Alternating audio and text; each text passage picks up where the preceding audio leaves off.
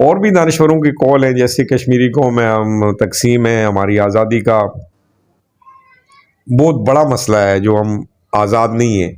جب ہم آزاد نہیں ہیں، ہماری آزاد نہ ہونا ہمارا المصائب ہے، مصائب کی جڑ ہے. تو اس کے لیے جہاں ہمیں علمیت کی ضرورت ہے، تو علم حاصل کرنے کے لیے جہاں علم انسان 3 طریقوں سے سیکھتا ہے: ماں، محلہ، مدرسہ. یہ درسگاہیں ہوتی ہیں. کسی بھی ملک کے لیے، کسی بھی کنسٹیٹوئنسی کے لیے اسکولنگ جو ہے وہ بنیادی ایک کردار ہوتا ہے. بدقسمتی یہ ہے بالخصوص آزاد کشمیر میں، ہم لاکھ خوبصورت، لیکن ہم لاکھ انرجیٹک، ہم لاکھ تعلیم یافتہ، لیکن ہم کٹ پیسٹ کرنے والے لوگ ہیں. ہمارے اسکولز کے جو ڈائمنشن ہوتی تھی وہاں، اور کسی بھی آئین میں اٹھا کے دیکھ لیں، قانون میں دیکھ لیں، اسکول کی ڈائمنشن ہوتی ہے کہ اتنے کمروں کا، اتنی کلاسز کے لیے اسکول ہوگا، اتنے اسکوائر فٹ ہوگا، اس سائڈ پہ اس کا باتھ ہوگا، اس سائڈ پہ اس کی پلے گیم کھیلنے کے لیے گراؤنڈ ہوگا. صحت مند ایکٹیویٹیز ہوتی تھی. ٹھیک ہے. اور آج میں پرزور نہ صرف مطالبہ کرتا ہوں، بلکہ آپ ینگسٹر سے میری درخواست ہے، خدا را یہ جو چورن بیچنے والا تعلیمی نظام آپ لے کے آئے نا، اس کو بند کر دیں. ماؤں سے درخواست ہے کہ اپنے بچوں کو، اور سرکار سے درخواست ہے کہ آپ سرکاری اسکولز میں خدا را برادری ازم اور صرف روزگار کے بہانے سے جو آپ نے بھرتی کا سسٹم رکھا ہوا ہے نا، اس کو آپ ختم کریں. جدید سائنسی بنیادوں پہ آپ ٹیچر اپوائنٹ کریں. ٹھیک ہے. جدید تعلیم دیں. ہمارا میٹرکولیٹ بچہ جو ہے نا، جو آزاد کشمیر سے، ایون جی بی سے جو آتا ہے، میں سمجھتا ہوں کہ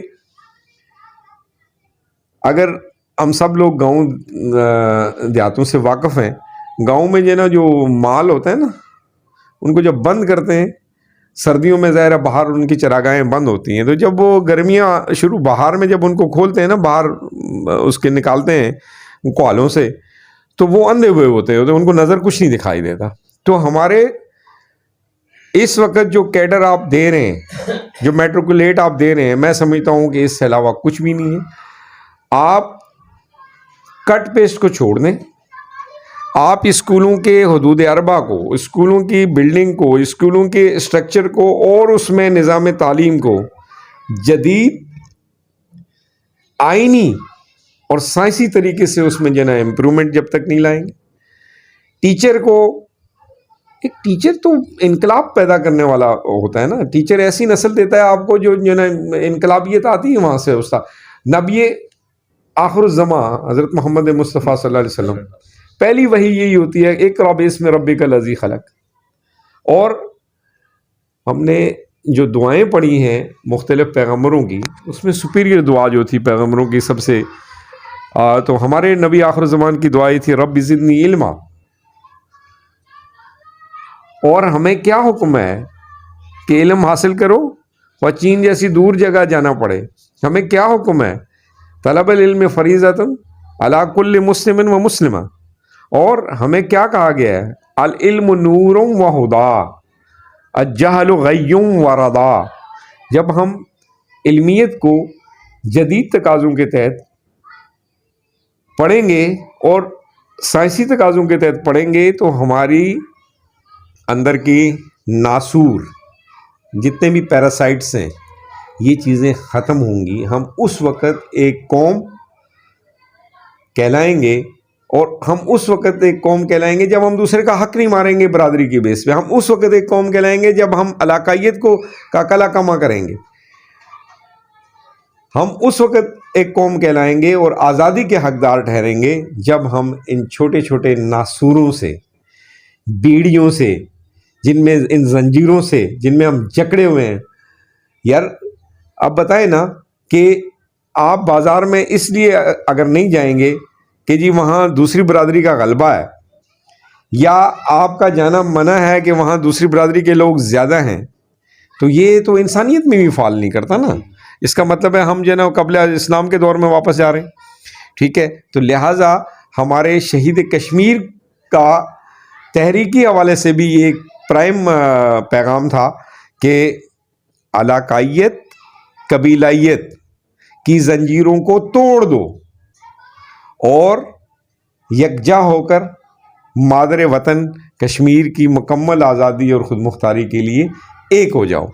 تو لہٰذا ہمیں من حیث القوم، ہمارا لٹریسی ریشو اس وقت 80% ہے، تو ہمیں من حیث القوم، ہمارے ہاں کا ایک بزرگ جو ہے نا، جو اتنا پڑھا لکھا نہیں ہوتا تھا، تو اپنے ساتھ اس نے منشی رکھا ہوتا تھا، وہ اخبار پڑھواتا تھا اور اس کو ڈکٹیشن دیتا تھا، اور اس ڈکٹیشن کے بعد اس سے کہتا تھا کہ یہ پریس ریلیز دے دو اس بیان کے متعلق. یہ اس کا ویژن اتنا تھا. گو کہ تعلیم، یہ جو ڈگریوں والی تعلیم اس کے پاس اتنی نہیں تھی. تو ہم ان لوگوں کی باقیات میں سے ہیں، یا وہ ہمارے اسلاف تھے، تو ہمیں وہاں سے چیزوں کو اٹھانا چاہیے. اور ہر حوالے سے جب تک ہم برادری ازم، علاقائیت، قبیلائیت اور مذہبی رجحت پسندی کا اس کے ہم خلاف کھل کے بات نہیں کریں گے اور اس پہ کے خلاف ہم عمل پیرا نہیں ہوں گے، تو ہم نہ تو انقلابی کہلا سکتے ہیں، نہ ہم یہ آزادی کے مستحق ہو سکتے ہیں.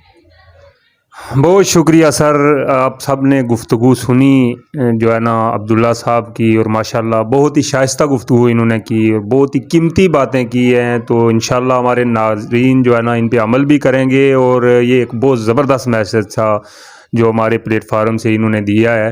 تو اللہ تعالیٰ ان کو سلامت رکھے. اللہ ہم سب کا حامی و ناصر.